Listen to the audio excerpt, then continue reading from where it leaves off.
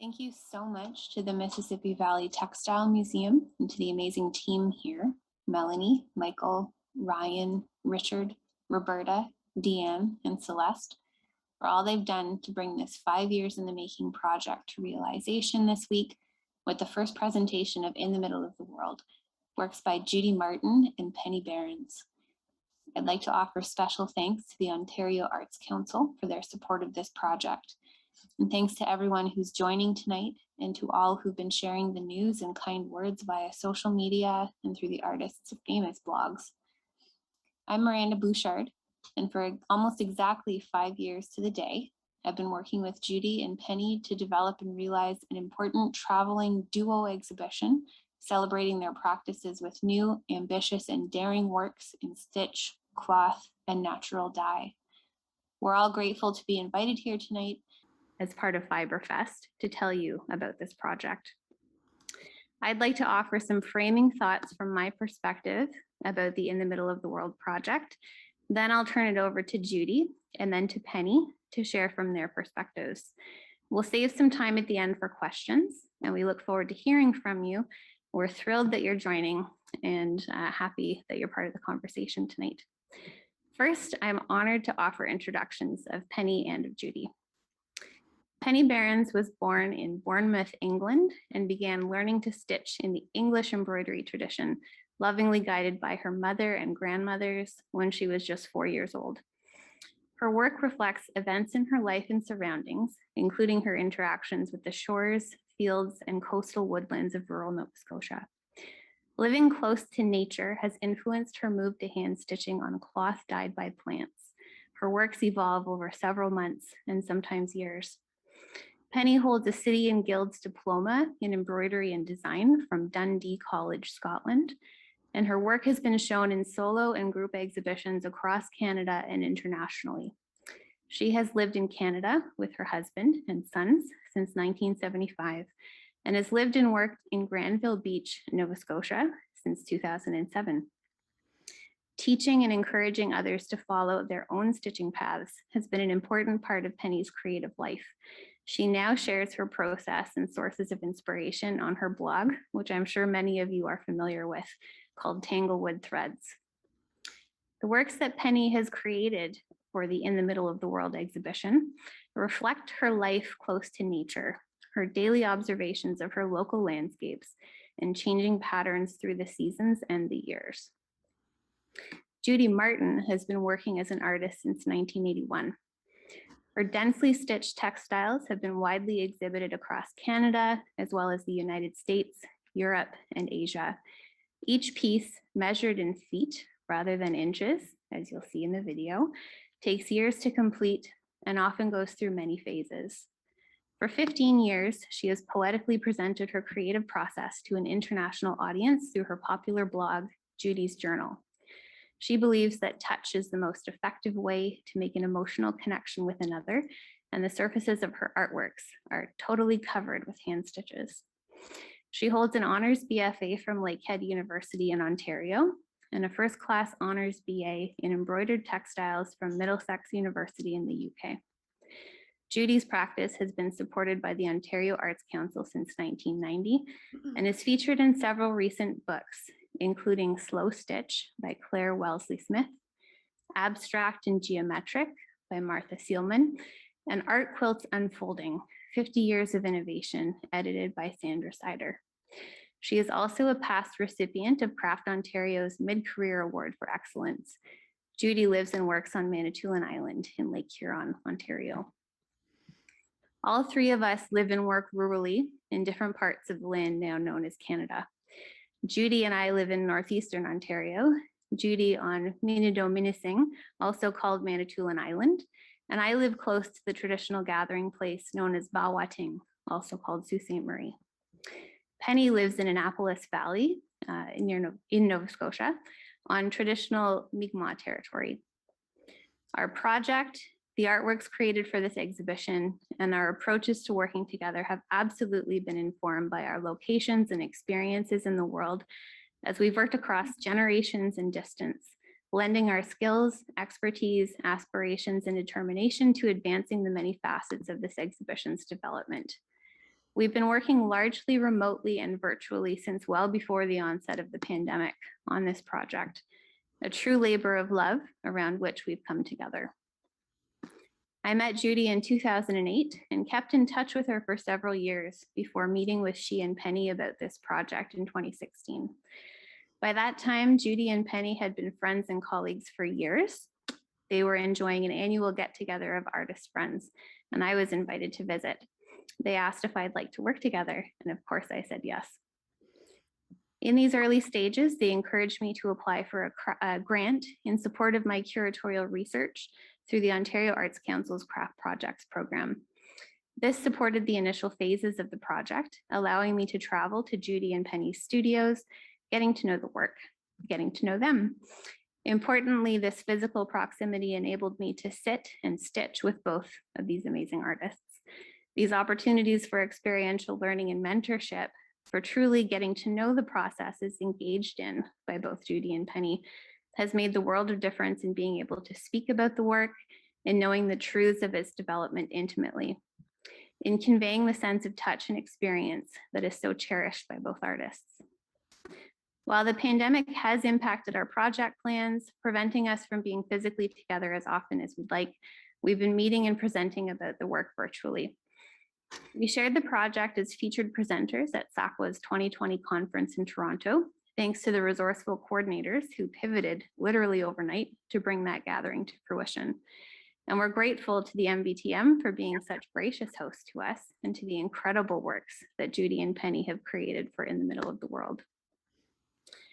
The metaphor of making meaning and of unmaking and remaking, stitch by stitch, is transposable to the ongoing process of creating life amidst the unfolding of time. Over 5 years making this exhibition, sorry, did I miss something? Well, I must have heard things. Over the 5 years of making this exhibition, we've each experienced significant life changes, personal and artistic growth, pushing into uncomfortable spaces, adaptation and reworking that's inevitably entered and been reflected in this work that the artists have made and in our working dynamic and relationship together. Personally, it's galvanized my commitment to rising into the role of curator for this exhibition and champion for the artists, and has made the project even more meaningful to me. My notes from our earliest meetings remind me that an intention from the start was and remains reaching inside of ourselves to create our best and most meaningful work. Being in the gallery this week with the artworks that Judy and Penny have created during this time, much of it brand new for this exhibition, not to mention ambitious, boundary pushing, and evocative, has moved and inspired me beyond description. We can't wait for you to find yourselves in the middle of the world, and truly hope you'll visit despite the times and share your experiences with us. I'm pleased to share the exhibition statement with you now. The naturally dyed, slow-stitch textile works of Judy Martin and Penny Berens inspire ways of seeing, sensing, and reflection that are simultaneously outwards at our surroundings and inwards at the landscapes within us. Martin and Barrons render time visible and touch tangible through the hand-stitched marks that accrue map-like across the surfaces of layered fabrics, forming worlds within their works. Martin explores inner immensity, recording and reflecting upon the mutable nature of emotions, thoughts, and dreams. Barrons looks outwards and at and to nature, creating work informed by experiences with and within her ever-changing environment. In the Middle of the World ushers audiences into the liminal space between earth and air, ground and sky, mind and body, knowing and sensing, static and shift. The earth provides material and metaphor. The world is mother and muse, subject and symbol. It is central to the artist's ways of seeing, making, and understanding. Stirred by and searching for both meaning and feeling, the artists commune with and convey the gravity of vulnerability, bravery, and humility.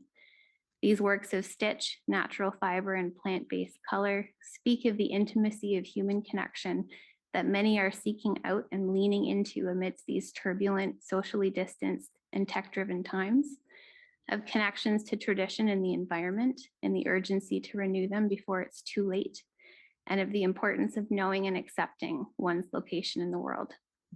With that, I'm very pleased and honored to welcome and hand it over to Judy Martin and then Penny Berens. Thank you. Thank you to everyone who is attending. I can't see myself, but I guess that's good. I don't know. I have never done this before.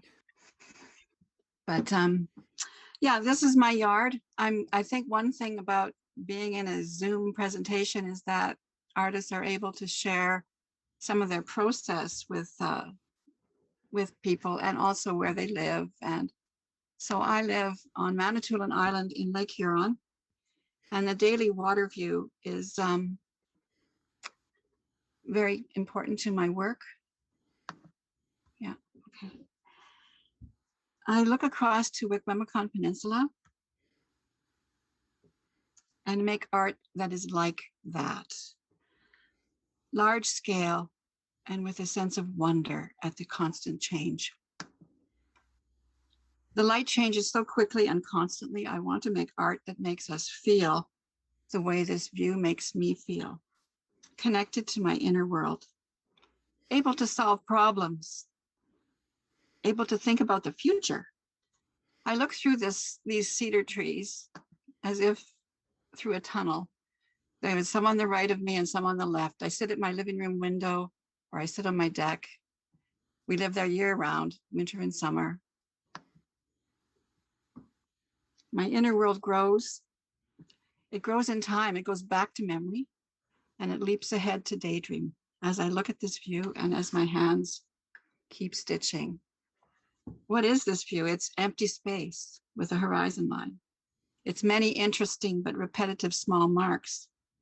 I have a theory that large spaces give us room to enter with our inner world, and the small marks give us something to touch our emotions. I want to make work like that, about the inner life. When I sit on my deck or in my living room window and look at the sky and the water through the tunnel of cedar trees, I am aware of how I feel. I feel connected to my inner self, and that's how I want you to feel when you look at my artwork. A stitch is a mark that remains there after I've put my needle away and remains. It remains through time. It's permanent. It's not like the other things that happen in my life, like the dishes, the hours and hours of making something perfect. All that time has gone with no record. A stitch is a record that I was here. This piece is called, here's my view again. It's a beautiful color and the small marks. And then I have the back of the piece called Overhead the Sun. The one I was working on before, I called it Underfoot the Earth's Divine. So it's a two-sided piece. You can see the stitched marks from the one side go through to the other. All my work is two-sided. But along with these marks, there's also this tactile sense of touch that goes with textile art, the caress of our touch. You know, that touch is the mother of the senses. You can feel it. It reaches into your emotional core. Touch reminds you of your childhood or your lover, and it wraps you like a mother. I sit on the deck and I look out through my cedar tree tunnel at the view and stitch. I stitch for 6 hours a day. You might say I'm in a meditative state. My busy hands with the needle in and out like breath. In this image, I'm working on Overhead the Sun. You can see the two sides. There's one side's yellow, goldenrod, and the other side is tannin. It's recycled, it's all recycled damask tablecloths that I've put together. And it has two sides. All my work in this exhibition with Penny, my work is hanging from the ceiling. So that means that when you view my work, you have to kind of walk around it and move slowly through the exhibition and around each piece. All the flat textiles have two interesting sides.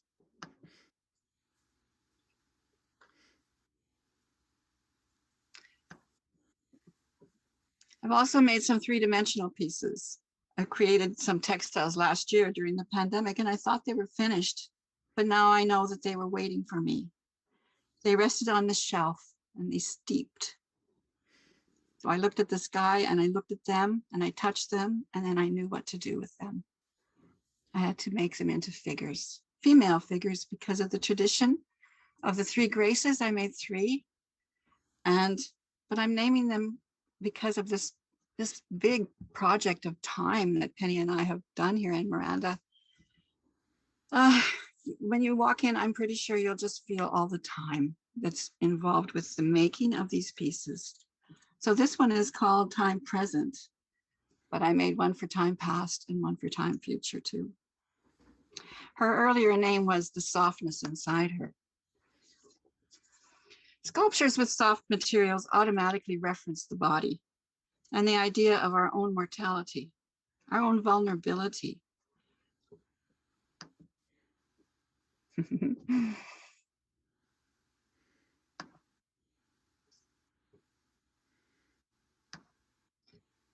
Here I am on my rainy deck. I have a little roof overhead that keeps me dry and stitch. I'm able to stitch. I mean, if you come to your stitching with a problem and you sit down for an hour and stitch, you will, when you stand up, you will have solved that problem. It's very healing to put so much in and out, repetitive gesture into something soft. This piece is called Beginning with Time Day, and it's inspired by being in Newfoundland and driving from the Deer Lake Airport to Gros Morne. It's made from an old blanket. I've made other works with old blankets before, but this is the first time that I made an old blanket and referred to the cliffs that I saw, to the earth and the trees. Before, I'd been thinking about time itself, about humans, or about the sky. But this piece was an entryway into thinking about how time is held within the rocks, within the cliffs that we drive through on the highway. And in Newfoundland, the highway cliffs, they're called fjords, are covered with evergreen trees. And so that was the inspiration. This is probably the most representational of the pieces in this exhibition of mine.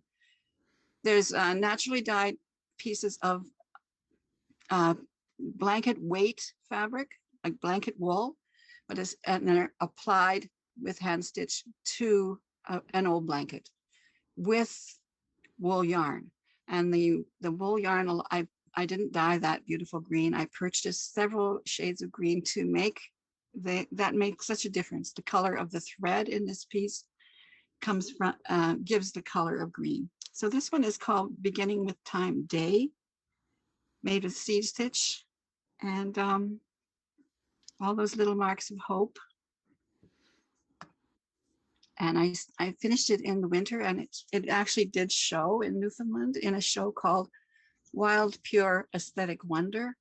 And I love the title of that show, which is why I wanted to be in it. It was a group show.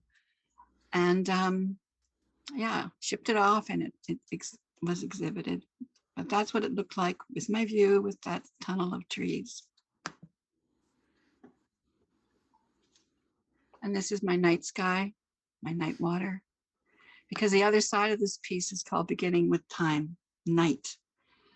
And because we also look at the sky at the moon. We look slowly at the moon.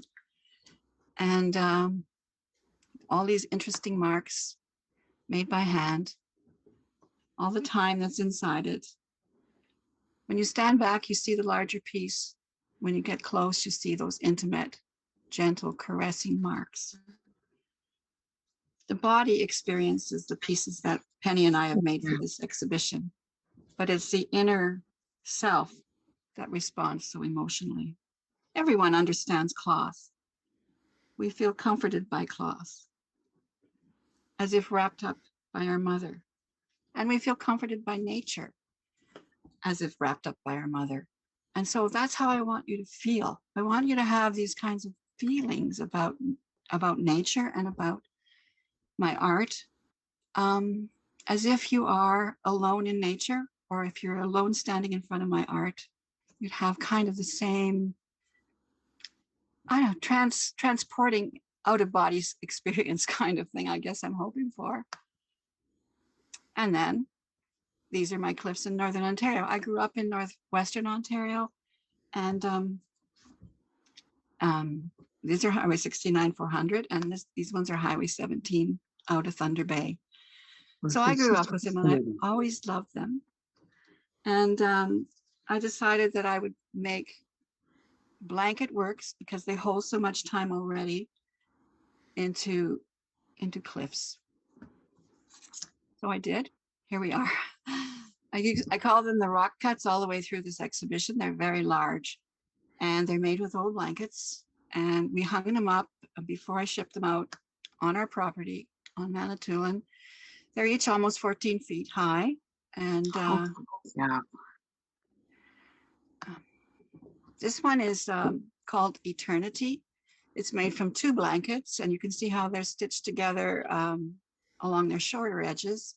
And they're stitched with French knots, and those French knots actually attach the blanket wool strips that are on the back. You make a knot, and you can actually use it as a sewing stitch, which is what I did. And so this is the front and the back of the same piece. I'm holding up the second side so you can see a close-up. And this is my studio in town, and you can see how this piece was constructed with the French knots actually sewing the pieces of fabric to the blankets. Look at that. Eh? Whoa. 14 feet. And so now we have, this one is called the Forever. And it also has got strips of fabric applied to blankets, but these strips are narrower, and some of them are made from velvet, and some of them are made from lightweight wool, and some of them are made from rayon, and some are from linen, and they've all been naturally dyed, these tans and beautiful colors that you get from your natural dyes, and they've been stitched with white wool, or with gray wool, or with black wool. But all of the wool I use, this wool yarn from New Brunswick, I ordered it in, is not dyed. And these are the natural colors of the sheep. And you can see how the strip of fabric is quite narrow. I roll that into a strip, and I couch the fabric to the blankets. These are 3 blankets sewn on their long sides together. And you can see how I had to mend them. There's patches there that I covered over. This is the reverse side of the couching stitch, one of my favorite stitches. It looks like blowing grass to me. Here are the 3 blankets up in my studio. This is as big as my studio gets, 13.5 feet, the whole wall, and 3 old blankets. These are my husband's family blankets. In fact, his name, you can see that little white name tag on the right side blanket is his name. He took it to camp. And it's the most worn out, you see. Anyway, now they're back to the sky. We'll figure out what to do. And here is stitching progressing. I had to sew them together. I thought at first I could leave them separate from each other, but I didn't get the right kind of line.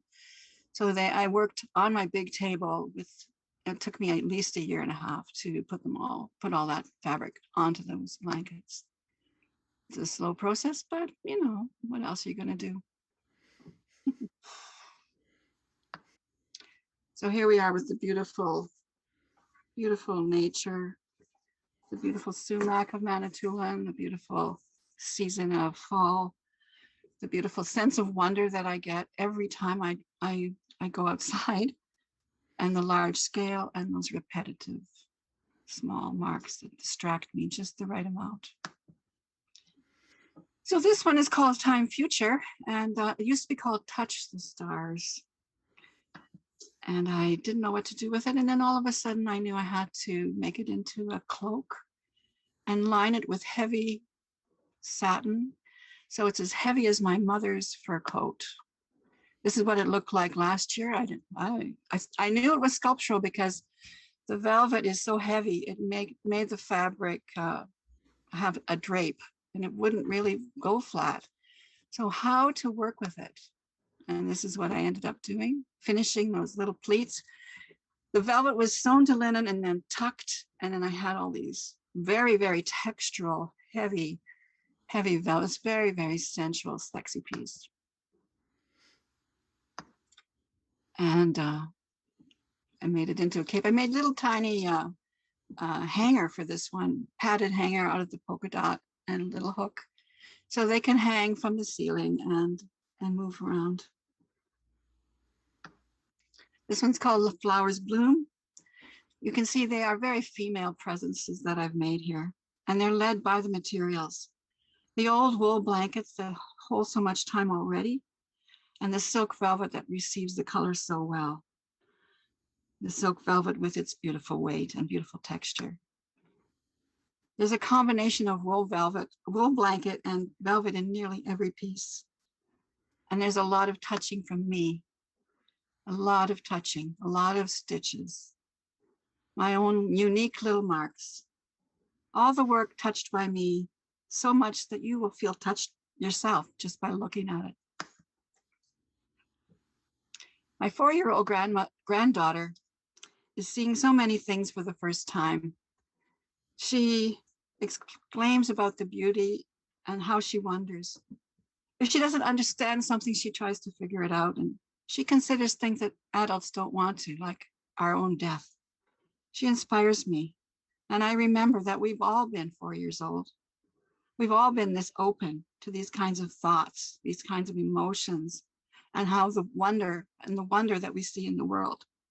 I'm trying so hard to remain open, and looking at the sky helps me. And using my needle in and out onto the cloth helps me. Being open and full of wonder, allowing my mind to be triggered into a deep memory through the sense of touch, allowing my spirit to be sent into the future by the distraction of repetition. I've not mentioned solitude. Solitude is so important to the inner world. Stand alone in nature and you will find your inner world. That's what I want you to find when you stand in front of my artwork.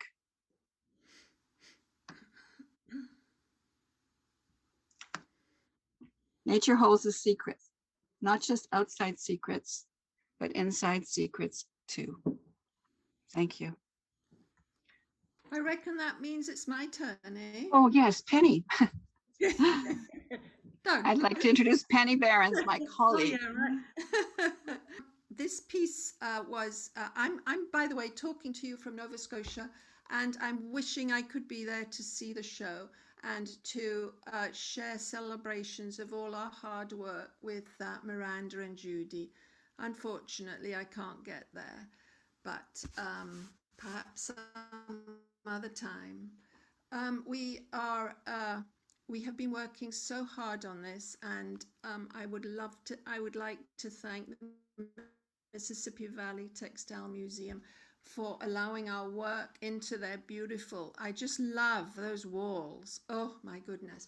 But Miranda sent me this photo as they were getting ready to hang the show, and I laughed because it looks like a doctor's waiting room to me.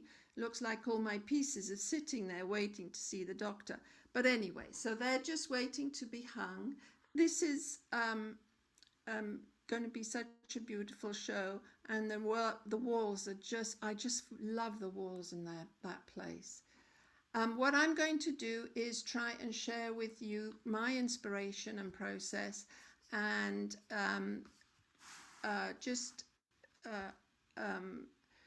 talk about how I go about making these things. But first I want to share a quote from a book I read many, many years ago now, a book by Peter London, and it was entitled Drawing Closer to Nature, Making Art in Dialogue with the Natural World. And the one paragraph that I've held on to for many years is this: find a portion of the world that is close at hand and adopt it. Become acquainted with it. Draw closer to it by staying with it over a long course of time, in all seasons, all times of the day, all weathers and circumstances of your life. The more often you return to this chosen portion of nature, the more finely you will be able to perceive its more delicate features, as well as the slow, to emerge patterns and rhythms. Now, when I read that book, I was living in Newmarket, Ontario, and in an urban environment. And at that time, my work was all based on personal symbols and myths. But I held on to that quote for another 4 years. And then I found myself living in Nova Scotia, rural Nova Scotia, where now I can find my inspiration just outside my door. And it's a source of joy to me every day to be able to share, to be able to explore and learn about all the local lands around here. Not only did my inspiration change from mythology and symbolism to nature, I only want to get rid of that, to nature, but it also meant that I turned away from Procyon dyes and I began to use the local flora and fauna to dye the fabrics that I wanted to use. I also turned away from machine embroidery, which I used to cover my work with, and returned to the hand stitching and embroidery of my youth. So when Judy suggested that we get this show together, that we start working to show all our natural dyed cloths together, I jumped at the idea. And that's how In the Middle of the World got started. And I so much appreciate the work of Miranda, who has brought such a youthful and energetic aspect to the project. One of the very first things that I made, oops, wrong way. One of the very first things that I made was resting between night and day. Oops, wait a minute. I jumped a bit. Rocks and stones. I mean, in this country, everybody is surrounded by rocks and stones. And I know I'm not the only one, but I adore stones. And I like to pick them up. I like to study them. I like to touch them, and I like to bring them home. So my studio is full of rocks, and I do use them a lot in my work. I think the most precious, my most favorite piece in the exhibition is not this one, but this is a lovely one.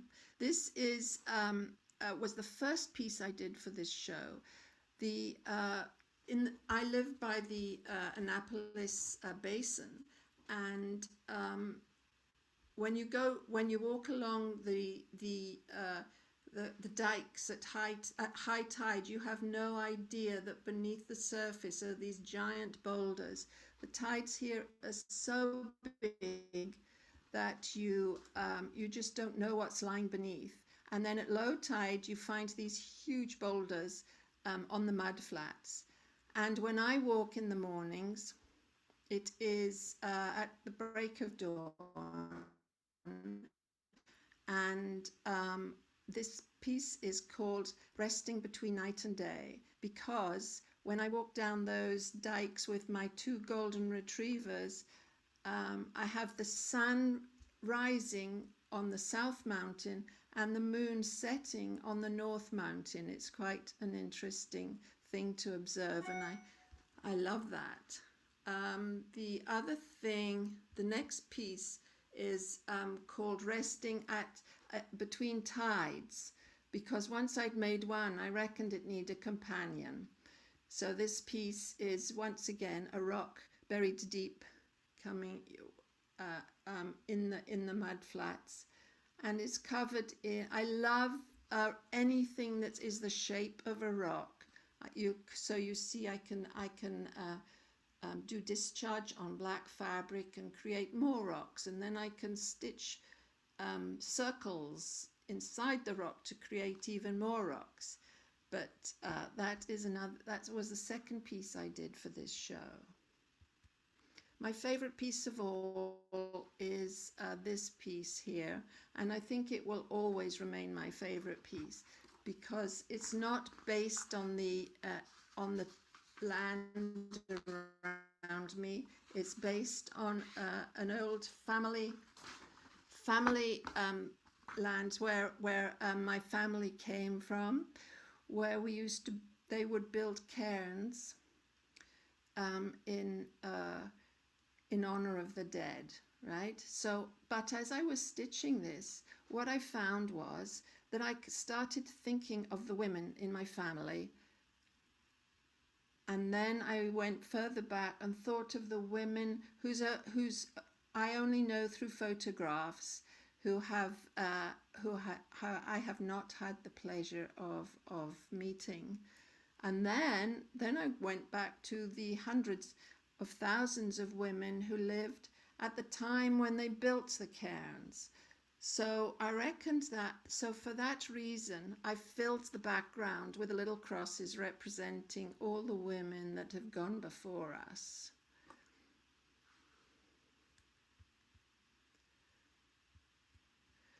And then there we are. I love rocks, and we are surrounded by rocks in this part of the country.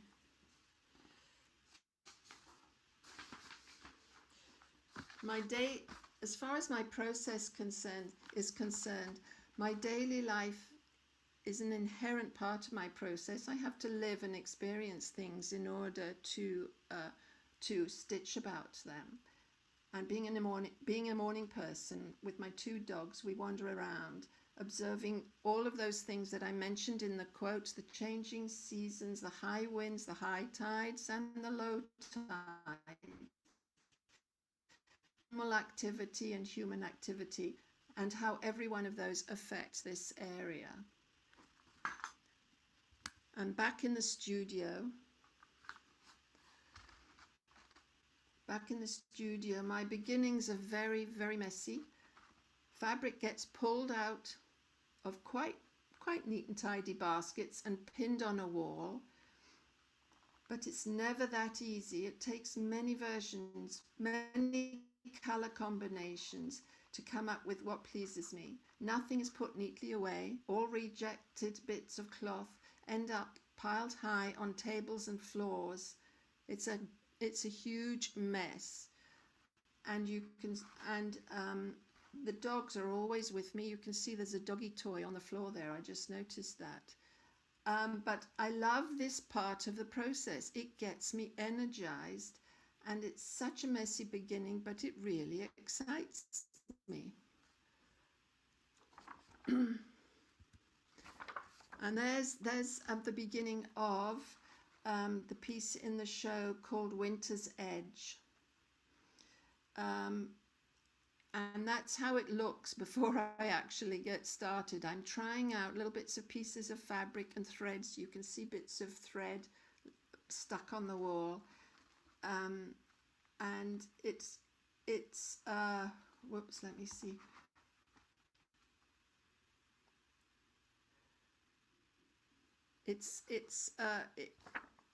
There comes a point when I say, okay, that's enough of this. And then I look forward to that portion, which is the quiet sitting down and the meditative, repetitive stitching that I cover my pieces with. Oops, there we go. And there's the finished piece. It's called Winter's Edge because it was started in late November, and it represents a view across the lake where you can see there's driftwood on the shoreline, and the woods behind are basically having a last burst of color before the whites and grays of winter come in. I don't know what you can see, but just to the right end at that time of year, there's a pale, hardly visible sun, because in this part of the world, the sun starts traveling south, and you can watch it every day getting paler and paler before the winter arrives. The other thing I look out for every year is the wild hollyberries. How many will there be? Are they plentiful? And I love it when they turn from green to red.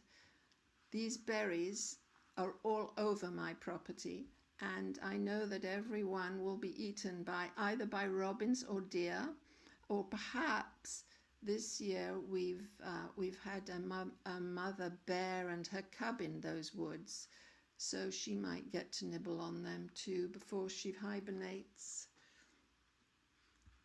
So this is the piece that started off as, it's called Winter Berries, I think, or Berries in the Woods or something like that. But it's the woodpeckers come and destroy our trees. So it was going to be about woodpeckers. And then it must have been at that time of year again when the berries came out, and I thought, no, it's got to be a piece about the berries. So that's that piece about the berries. Covered in stitches. It's on silk, all dyed with natural dyes. And then we have beavers. Beavers came into our wetlands, marshlands down by the shore, and they built 5 dams and literally flooded the place. But what fascinated me was how the trees and everything, of course, got eaten and changed, and I love these little stumps coming out the water. So I had to do a piece about that. And this is that piece. It's called Follow the Moon. And it's literally just stumps coming out of the water. The bottom section is silk velvet, and I love working on silk velvet. And I also often love the backs of stitching rather than the front. And so down below, I turned the piece around, and on the grey background did the stitching from the back, so as to make the stitching a little bit messier down below. And I think I have a close-up of that. No, I don't. And this is another beaver-related piece. It was made after we spent 10 days in the spring trying to avoid getting flooded out by beavers on our own property.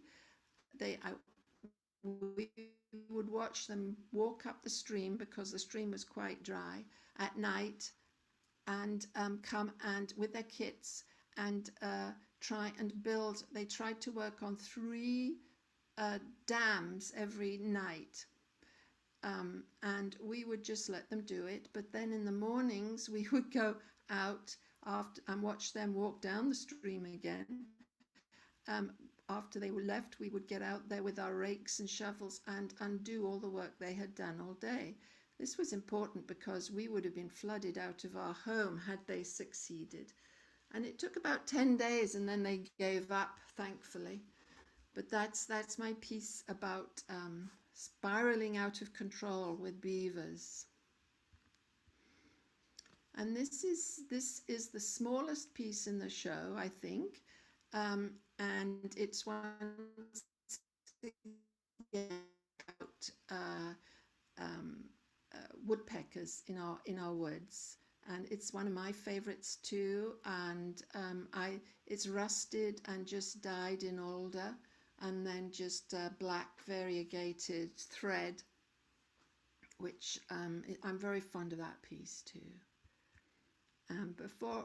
Before mailing off all my pieces to the show, I decided to pile them up in the spare room bedroom and just make a mess of them. I just wanted them to look really messy. So I had fun photographing them, but that's all the stitches. It's the textures that I love, and the feel of the cloth in my hands. You spend so much time with that in your hands and on your lap, and just sitting there calmly stitching, that there's really a lot of you in there. And then here's another picture of the show, all ready to be hung on those beautiful walls. And I think that's all I have for my little talk. So I will pass it on to whoever's next. Well, good evening, everyone. I'm back on the screen here. It's Michael Reichley Lancaster. I don't have my screen on. Let's put that on. So now I'd like to open the floor. First off, thanking Penny, Judy, and Miranda. And that was just fantastic, great insight, and it gives me even more insight. And I can't wait for everyone to come on site to see what it is, because you'll get even more out of seeing it in person. You just have to with textiles. You just don't get the same feel and the textures. And I've wanted to touch them all and all the beautiful velvety textures, and just absolutely wonderful. So I'd like to just open the floor for questions. You can either raise your hand by clicking the reaction at the bottom and raise your hand, or you can just put your screen on and wave to get my attention, or you can type into the chat, put your questions or comments. I would just like to say, Petty and Judy, I'm blown away. Thank you so much for putting this show together. I've heard of it over many years through Penny, and I'm really pleased to see the two artists together in the show. You complement each other beautifully. Thanks so much.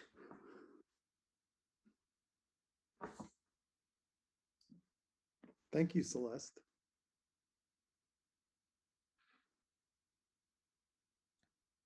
I have one question here from Katie Pigeon. For Judy, what type of thread do you use? I use for the rock cut pieces, or for those pieces about eternity and forever, I used wool yarn that you would knit a sweater with, because I'm stitching into heavyweight wool blankets, and I use a big needle with a big eye and regular knitting yarn for those ones. But then I also use quilting thread when I'm doing something finer, some cotton quilting thread. And I use silk thread. For my velvet piece, I quilted it with silk thread because the whole piece was silk. I didn't want to put any other thread in it. And I've just bought myself some silk thread from, it's a weaving thread that I bought it. And I'm really excited about embroidering and stitching with this bigger thread that's 100% silk. I don't dye my threads. I find it complicated to do the dyeing of the thread, but I love thread, and I use all kinds of threads. So it depends what fabric you're working on is what I would say. And me too. I just love threads. I can never resist threads. I go to weaving stores and embroidery stores and dollar stores and anywhere to buy thread, and I will use anything. I have used sock wool. I use silk thread. I use a lot of merino and silk mixes, but I do use ordinary embroidery floss. And anything. What I like is to see a difference in the textures and the sizes and thicknesses of the threads in the same piece. So I like to mix them up in the same piece. So that's my, thank you for the question. That's my answer to that one.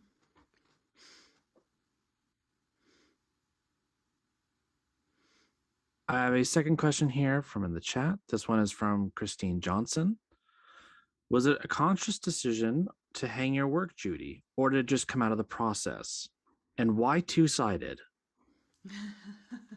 To hang my work, I don't understand the question there. Conscious. Based on what they're saying, if I'm just, please correct me if I'm wrong, Christine, you can turn on your microphone if you wish. They're asking if it was a conscious decision to hang the work from the ceiling, or did it come out of the process of creating the works? Oh, yeah. No, lately I've always been making my work two-sided. And when I can find a gallery that will let me do that, it's wonderful. It's more difficult for the gallery to hang things from the ceiling. But for me, the reverse side that's closer. You know how I talked about the inner world. So we have the outside that we present to the outside world, and then we have the secret side inside of us, or on the other side, that's just as beautiful, maybe even more so. And so I wanted to reveal that other side. I don't call it the back. I call it the other side. But yes, it was conscious. But the three-dimensional ones were new for me. They were really quite a stretch for me to think about 3 dimensions and the weight of the fabric hanging there. And that was my breakthrough for this particular exhibit, was to do those figures. And I think they look okay, but I have one of them I just finished before putting it in the box and sending it off. So I'll have to come and see the show and see what they look like. Did that answer your question? I don't know.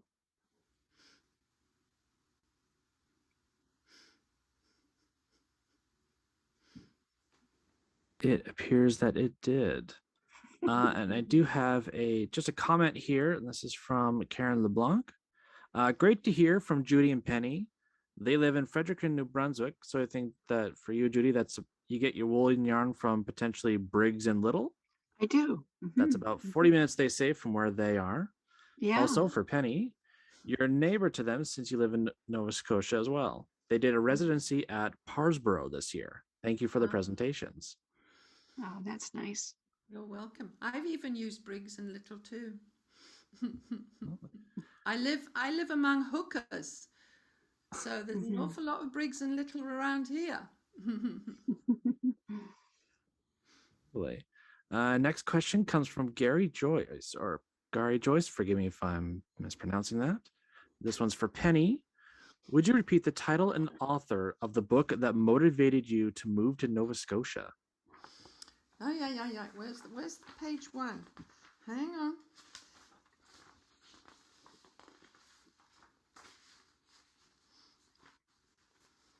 It is Peter London, and the title is Drawing Closer to Nature, Making Art in Dialogue with the Natural World.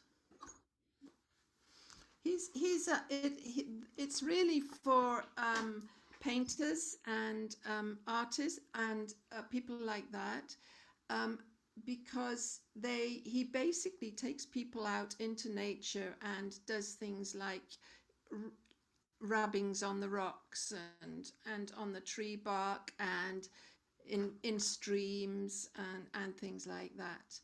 I love the book. My book is ear tagged and highlighted and scribbled over, and it was quite a few years ago now that I read it, but I still have it. So I hope you got it that time. Otherwise, you can always email me and I can write it down. Yeah, and I see that Miranda has put it in the chat there as well. Thank you for that, Miranda. Next comes from Lisa Meschino. Sorry if I've said that incorrectly. First of all, she loves both of your works. Thinks glorious. They appreciate seeing part of the creative process, pinning different fabrics on the wall, etc. Do you both work that way from a large view of the whole piece, or do you work from a point and grow outward intuitively? I would say both. Yeah. Yeah. Because I can, once you can see behind me, I'm playing with fabrics again. Once I'm happy with an arrangement of fabric, I'm often so keen to get to the stitching that I literally just start stitching. I pick a spot and I stitch. But I do also kind of applique and couch. You probably noticed the beaver sticks and things like that. I will start with a foundation like that sometimes, but then it's just into, once that's down, I just play. Right, Judy? I think both Penny and I are led by the materials. I think you can see she's auditioning fabrics on her wall. I do the same thing. I will pin up different fabrics beside each other and go from there. And it is all very intuitive, but I do work from a design wall and back to my lap and back to my sketchbook and back up to the design wall and looking. And I usually have about 10 or so pieces on the go all the time, because I need to put them in the shelf to wait while I do something new. And then I know better what to do with that first piece just through intuition, and life itself has given me more answers, or so they take, it's a process, and you can't really rush it. One thing I find really helpful is at the end of the day, before I go to bed, I always pin it up back on the wall and don't look at it. And then I come down in the morning with fresh eyes and have a look at it. And usually I know exactly what to do next then, of, looking at it with fresh eyes. Thank you so much. Wonderful. That's great. The next question I have here is from Susan Avishai. Will there be a formal opening to the show, and will you both be present? Well, somebody else should answer that one. Yeah. I will be present, but I don't believe there's a formal opening. I believe that the museum is going to be open, I understand, from 1 to 4. Is that correct, Michael? Yes, from Tuesday to Saturday, 1 p.m. to 4 p.m. So Ned and I, my husband and I, are coming to be there on the 2nd. Miranda will be there on the 2nd. Unfortunately, we're going to miss our other musketeer over there in Nova Scotia. She's not going to be there. No, unfortunately. I'm hoping that perhaps if things improve later on, by December, I might be able to make the trip, but I can't at the moment. Thank you for the answer.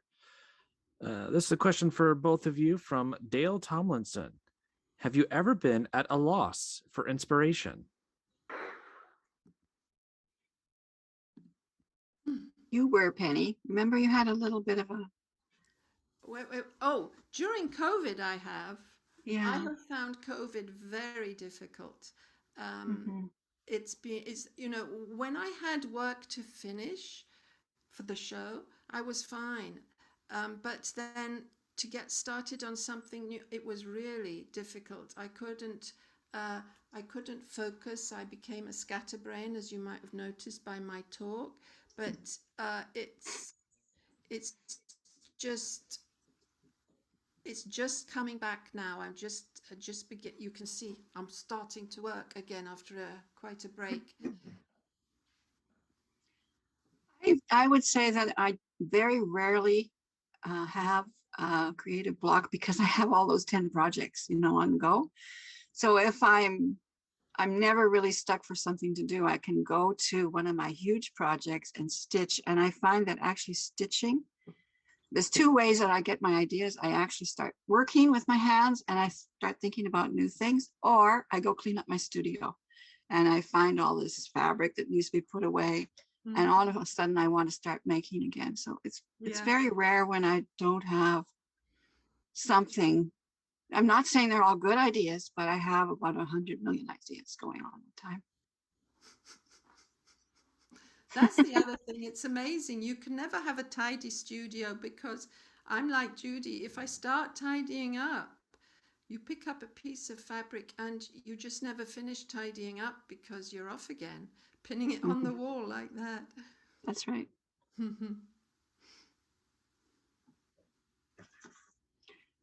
Next I question. had a lot of sidetracks during this exhibition prep. I made a lot of different work that had nothing to do with this show, and I had to keep myself, I had to get back on track many times. And I think it might have been COVID that I retreated into comfort pieces. I don't know if you follow my blog, but I was talking about making a lot of patchwork.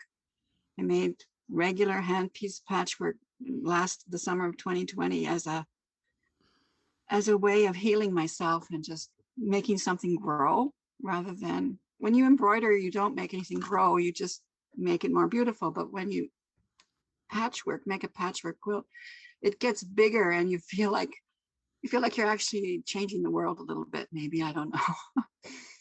Anyway. Hello, I have a question. So I'm actually in Melbourne, Australia. So I don't get to see it, unfortunately. So my question is, do you ever find, and this is for any of the three lovely ladies, do you find you ever have to set a limit? You Like mean create a sort of like a boundary or a limit, or so when you often start with something very big, does it ever feel overwhelming and then you have to start somewhere small, or do you find you just take in the expansiveness?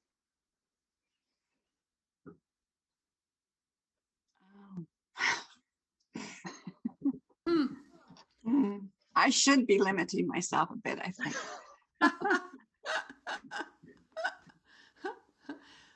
When we have retreats, Judy and I and two other friends, Judy's always saying, "Go big or go home." Yes, yes. My work isn't that big, but it's pretty. But it did start to get bigger, didn't it, Judy? Yeah. Yeah, we made all new work for this show, and it was a challenge, and we asked Miranda to help us because I knew that I wouldn't be able to keep organizing us and also make the new work. It was really good to have Miranda come on board in 2016, and she's been very, very good at just keeping us together and figuring things out. Thank you so much, Miranda, for your youthful energy, as Penny said. I think there's always more work than time. There are always more ideas than hours in the day. And I think you end up not being able to get to everything all at the same time. But if there's one thing that I have learned from Judy and Penny, it's to be audacious and be defiant in terms of the goals that you set and the things that you try to challenge yourself to work on.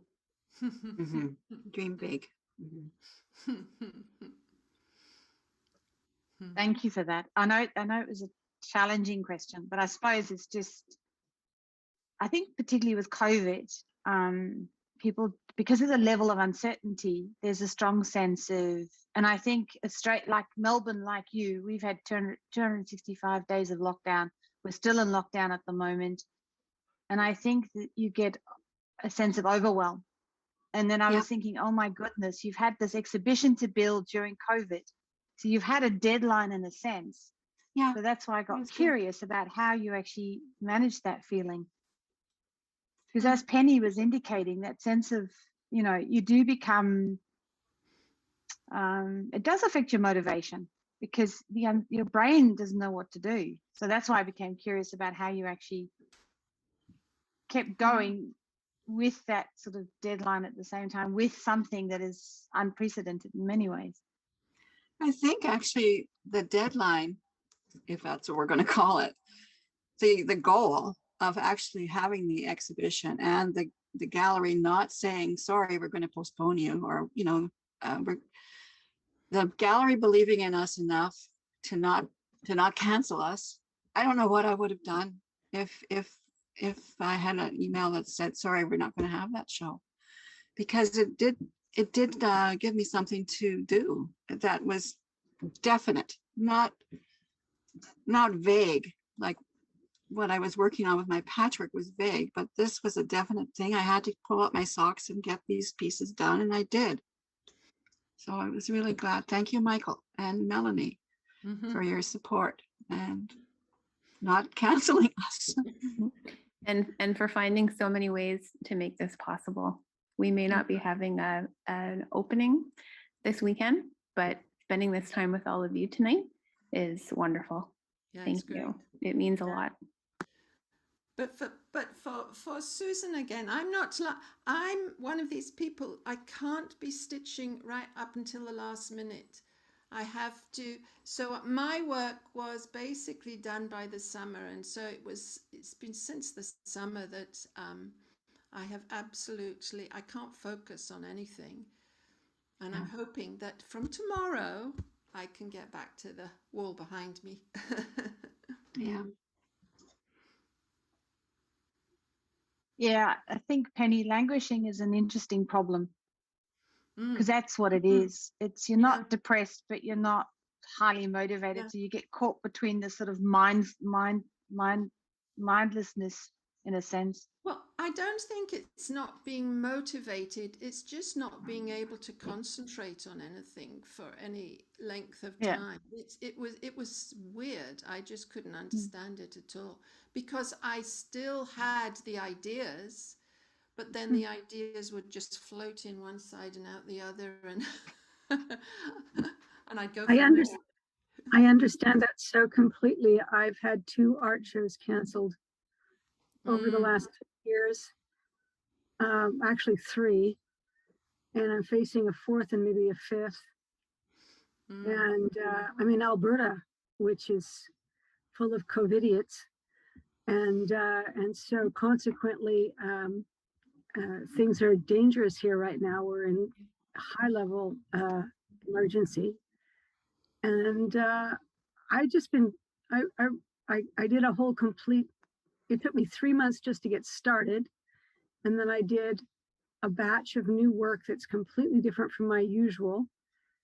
And then I turned to charity quilts because nothing's going anywhere. I have pieces in a gallery in Red Deer, and 1 piece has sold. But since our announcement of the public health emergency last week, the gallery owner said, it's like the tombs here. Reception has been canceled. We don't know if we're going to have it. It's a very hard thing to get around, and so Penny, I am with you 100%. I understand that weird, strange. What do I do with myself now? Blessedly, I learned to knit before I learned to quilt or stitch, and so I'm doing an awful lot of knitting. That's something I can't do. I noticed there's a friend of mine watching who kind of can knit a pair of socks with her eyes closed. And she tried to teach me, but I never did finish the 1 sock. Just couldn't do it. Well, if you weren't in Nova Scotia and I wasn't in Alberta, I could teach you. Start with something simpler than a sock. I've made a dozen baby blankets during the pandemic, just because all you do is knit. You just knit and knit, knit. You don't have to look. You don't have to do anything. Yeah, dishcloths are good too. Pardon? Dishcloths are good. Oh, yeah.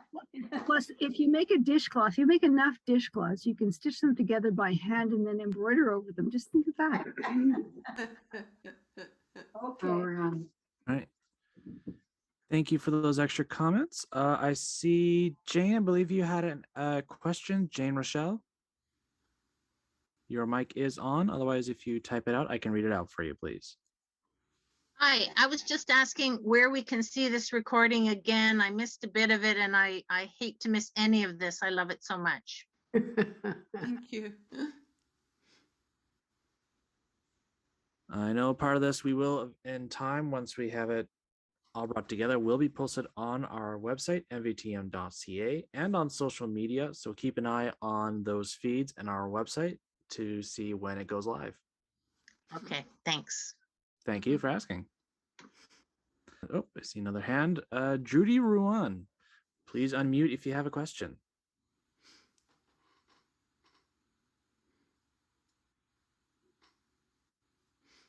Sorry. I'm sorry, I had trouble with the muting. I'm interested in how you choose your fabrics. Do you just collect fabric? And then I know you make these piles and something inspires you, but I'd like to know more about your fabric collection. Either one, both. Well, okay. So mine is, okay. Somebody gave me all her family's linens, and I've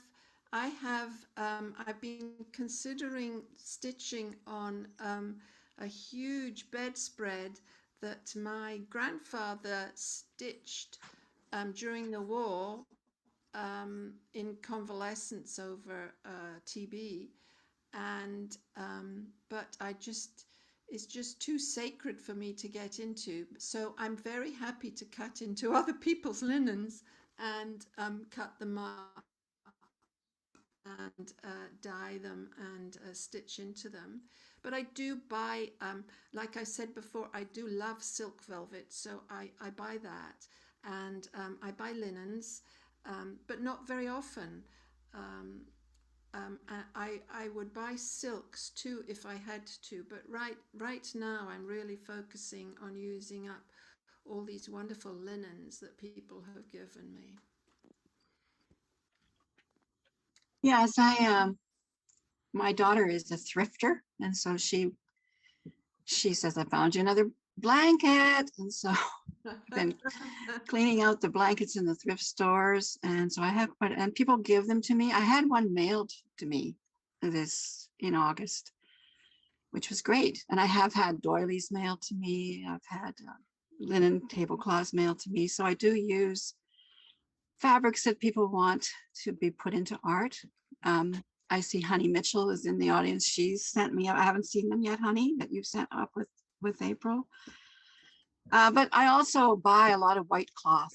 I buy wool that I try and buy wool and silk that take the natural dyes more easily than the linen and the cotton. I mean, I can do the linen and the cotton, but the wool, there's a place where you can get very fine wool. It's the same weight as cotton. It's in British Columbia, and it takes the natural dyes really well, and I love it. And I also buy organic cotton from Maiwa in BC and dye it. I dye everything that's white, and I also use just the plain white. So yeah, I have too much fabric. I've got to use it up. But so can you see here somebody's beautiful trolley tray thing? It's got lace all around, so I threw that in the madder dye, and here's some of the silk velvet, just gorgeous, fun stuff. It's all on the floor here because it ends up on the floor beneath the design wall.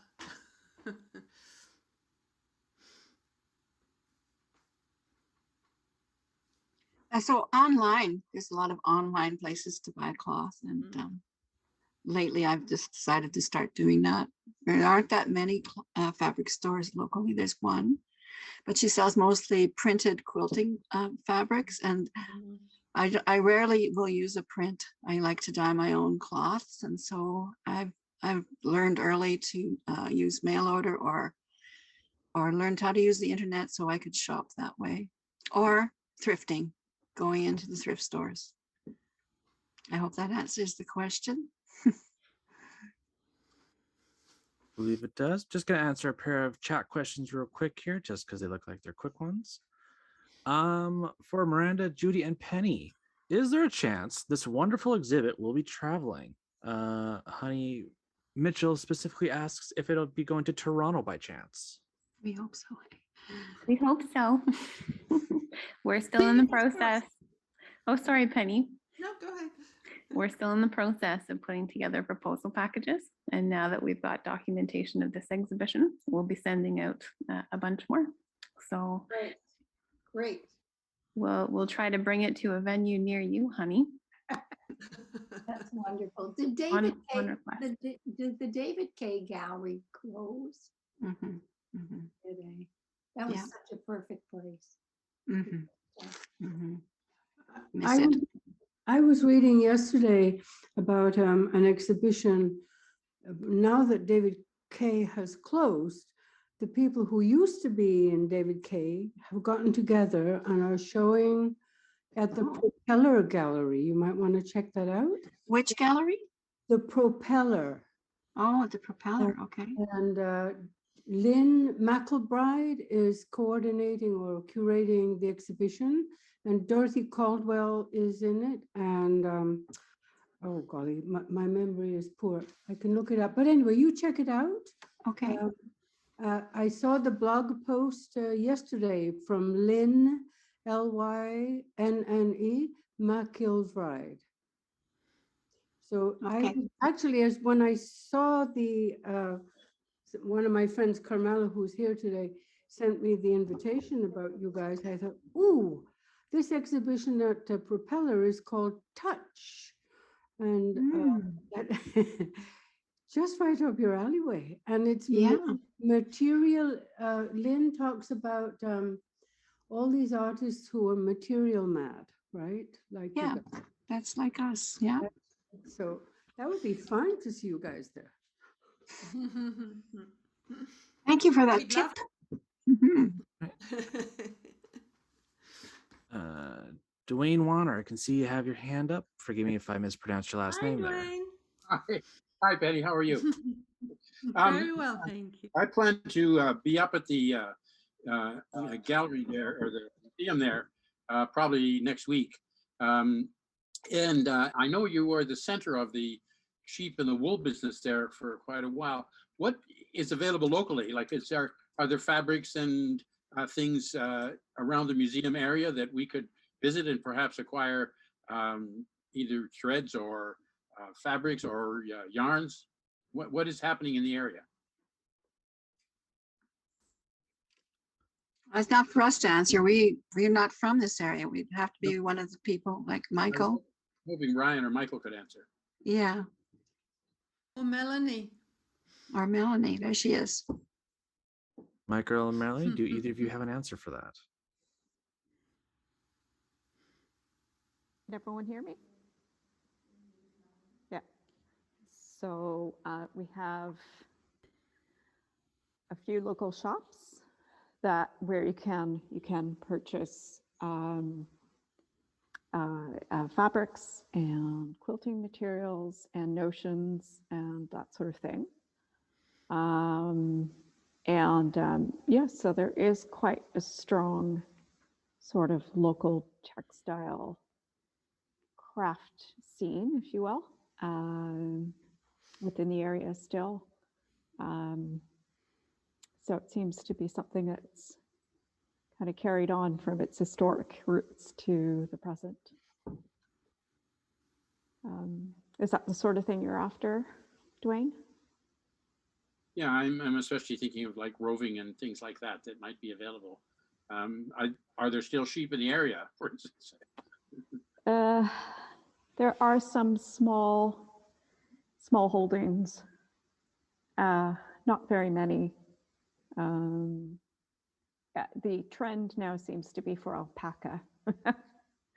And so that seems to be a growing trend now, is to be keeping alpaca. So we do have a few local alpaca farms. Alpaca's good too. Oh, yeah. Great. Well, we'll see you next week. Great. Thanks, Dwayne. I will add as a small addendum to you, Dwayne, that I know in Carlton Place there is the Growers Association, and part of their shop is materials to go towards projects such as the ones you're looking for. Thank you. I'll get that note from you when I'm there. Perfect. And our museum gift shop has lots of different yarns and rovings and things too. So. Mm-hmm. Okay, Another. Miranda, can you go check it out? The gift shop. Oh, I've been there. I've seen them. I can say yes, there are items you should see. I bought some wool at there's a shop on downtown Elmont, and I bought a lot of thread. I bought mending thread, which is difficult to find. That wool and nylon, it's just the right weight to stitch with. And yeah, I bought a lot of thread in this wool shop. So I think you'll find at least in one retail, but I that's all I know about. And the gift shop, of course. Thank you. I will just put forth just as a bit of a shameless plug on that note. If you do wish to support engagements such as this in the future and support hosting wonderful exhibitions like this, you can always donate online or come on by and visit the museum itself. End of shameless plug. And I do see, Kaylin, you have your hand up. If your mic is ready, go ahead. Otherwise, I can read the question you have put in the comments.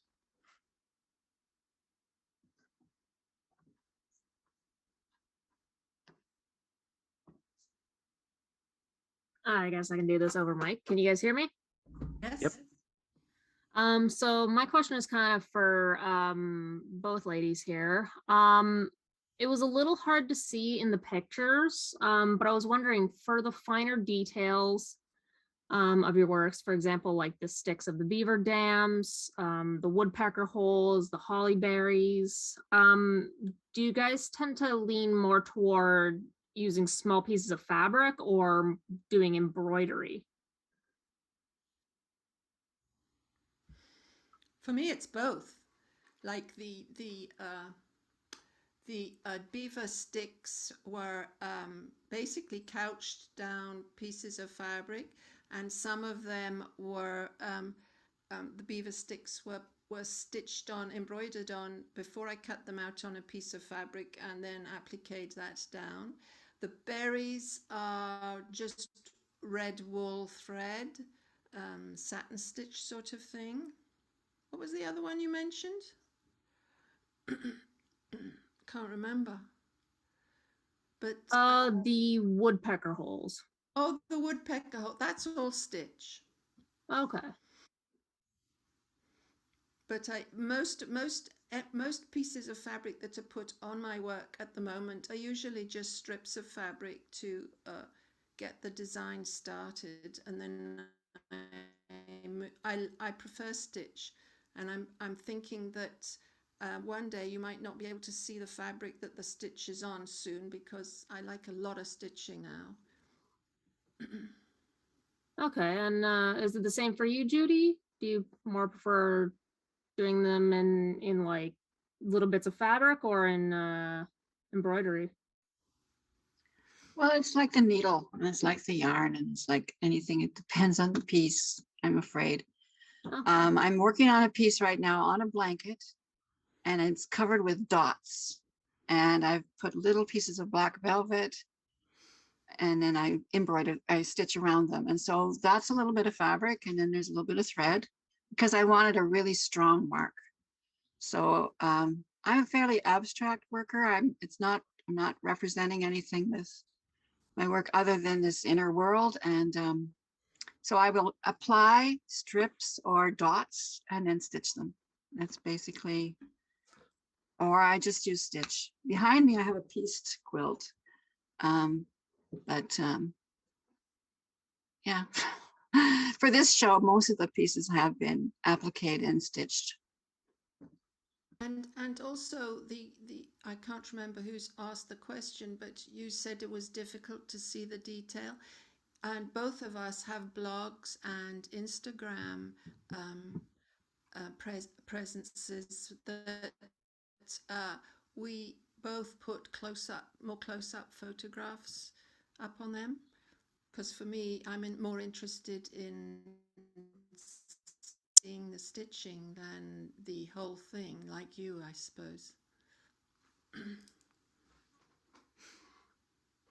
Thank you for the question. I have a comment here from Dale Tomlinson. Judy and Penny, you have elevated stitch to art, undeniably. Your work is soulful and beautiful.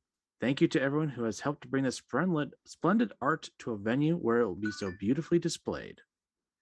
Oh, thank you, Dale. That's very kind.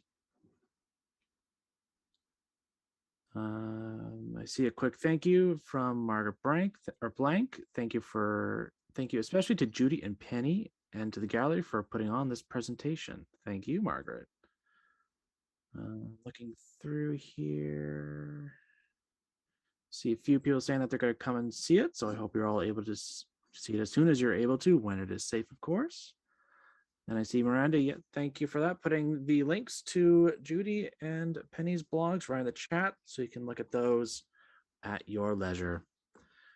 I don't see any other hands, and we are getting close to just after 8:30. How much longer would we like to go, ladies? Michael? Well, I think we can wrap up now. I think that was absolutely fantastic. It's been an honor to have our guest curator and our artists, and then to also do this engagement online, as we can't have so many people at a time in the facility. So, but I look forward to everyone coming. Again, we're open Tuesday to Saturday, 1 till 4, and we open the exhibit to the public this Saturday.